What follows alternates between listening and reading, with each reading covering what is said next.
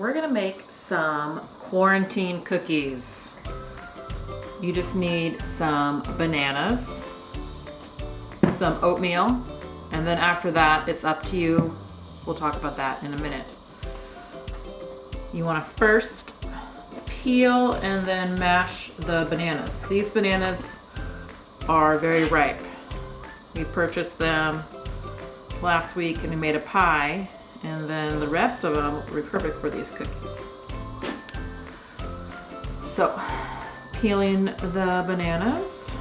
Hopefully they're not too ripe. You do want a ripe banana for this. If it's not ripe enough, it is not going to mash very well. So I would say 3 small or 2 large bananas should be perfect for this. To mash it, you could use a couple forks, pastry blender, potato masher. I'm gonna start with this pastry blender.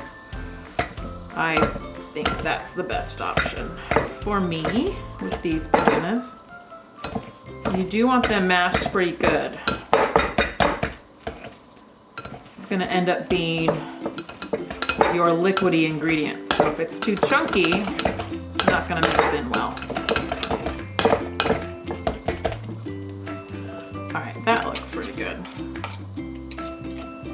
And then with your oats, get that mixed in next. So we're gonna go with 1.5 cups of oats.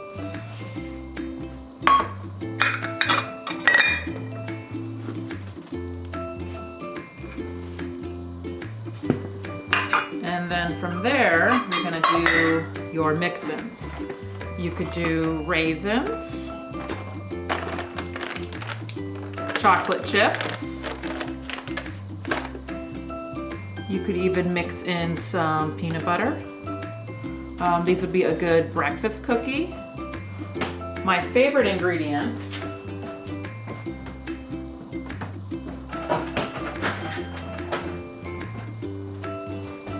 some cinnamon. Always gotta have the cinnamon. So I'm gonna go with raisins and chocolate chips for these cookies. If your raisins are clumpy like mine, maybe break them up a little bit. Milk chocolate chips, any kind of chocolate works. You could even take a crumbled up chocolate bar and mash that up in there. Cinnamon.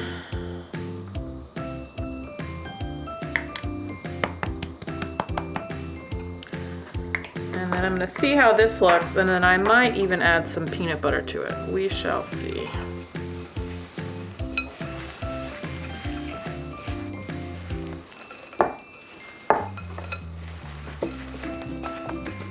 I am gonna add a little bit of peanut butter. The 1.5 cups oats might have been a little too much, but nice thing about quarantine cooking is you can do whatever you want. Too much oats, add more banana, more peanut butter. Not enough oats, add a little more. This is looking great.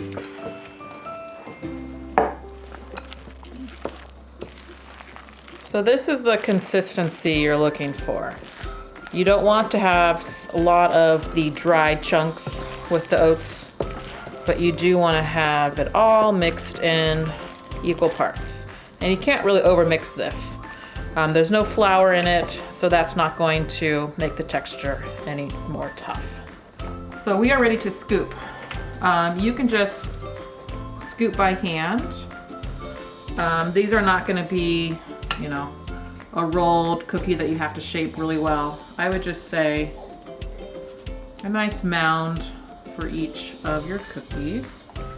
Give it a little bit of space in between in case they do spread out. So, since this is a new recipe for the quarantine, I'm not quite sure how many it's gonna make. I'll estimate it makes about a dozen. But we will see.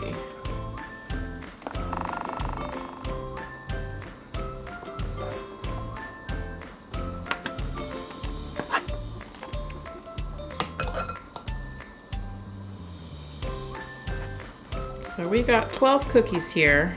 Got a little bit more of this dough, so I'm gonna add it to the cookies that were a little bit too small.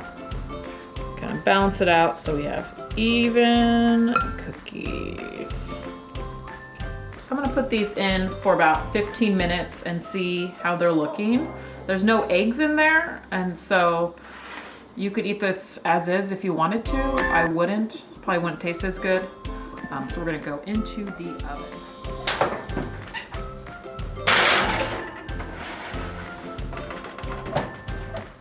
It's been about 15 minutes. I would say these could go for a little bit longer. We'll go 2 more and see what happens. Cookies are done. Now we just need to take them off of the pan. Let them cool on a cooling rack for a little bit. And then it will be quarantine cookie time. Enjoy.